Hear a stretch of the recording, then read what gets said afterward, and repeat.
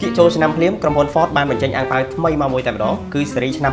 2026ចាក់ប្រេងមកពេញជិះបាន1100គីឡូនេះគឺជា Ford HL ស៊េរីឆ្នាំ2026ដែលមានទំហំធំមែនទែនបាទបដោយវិញជាង5ម៉ែត្រហើយទៅទឹកវិញជាង2ម៉ែត្រអញ្ចឹងគឺធំមែនទែនហើយឡាននេះគឺអាចផ្ទុកសមាជិករហូតដល់17នាក់អញ្ចឹងគឺធំមែនទែនធំទូលាយសម្រាប់បងដែលត្រូវការជាមួយនឹងប្រភេទឡានធំបាទអង្គុយ5នាក់អង្គុយ7នាក់បានយ៉ាងទូលាយហើយលើកនេះគឺខុសពីរាល់ដងជាងពិសេសបន្តិចគឺក្រុមហ៊ុនបានបំពាក់មកជាមួយនឹងម៉ាស៊ីនចំណុះ 2.0 លីត្រតែម្ដងបាទប្រើប្រាស់ជាមួយនឹងសាំងបូករួមជាមួយនឹងអគ្គិសនី hybrid ជាប្រភេទ full hybrid តែម្ដង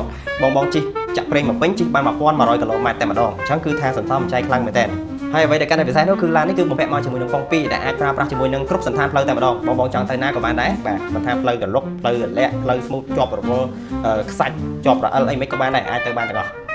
ហើយបងសម្រាប់រថយន្ត Ford ដំបូងគេឯនេះដែលខ្ញុំឃើញណានៅក្នុងស្រុកខ្មែរយើងហ្នឹងគឺដែលក្រុមហ៊ុន Ford នាំចូលមកហើយជាប្រភេទដែលមានដៃទ្វារបាទពេលដែលយើង lock ទៅវាលឹបចូលទៅខាងក្នុងហើយពេល unlock មកវាលានជាមួយខាងក្រៅវិញណាចឹងគឺដំបូងគេមែនតើនេះសម្រាប់តម្លៃពេជ្របងអាចមើលនៅខាងក្រោម comment នេះបានហើយបើសិនជាបងចាប់អារម្មណ៍ឆាតមកក្នុង page ឥឡូវនេះគឺទទួលបានតម្លៃពិសេសតែម្ដងពីខាងក្រុមហ៊ុន Ford អូខេអរគុណច្រើនបាយបាយ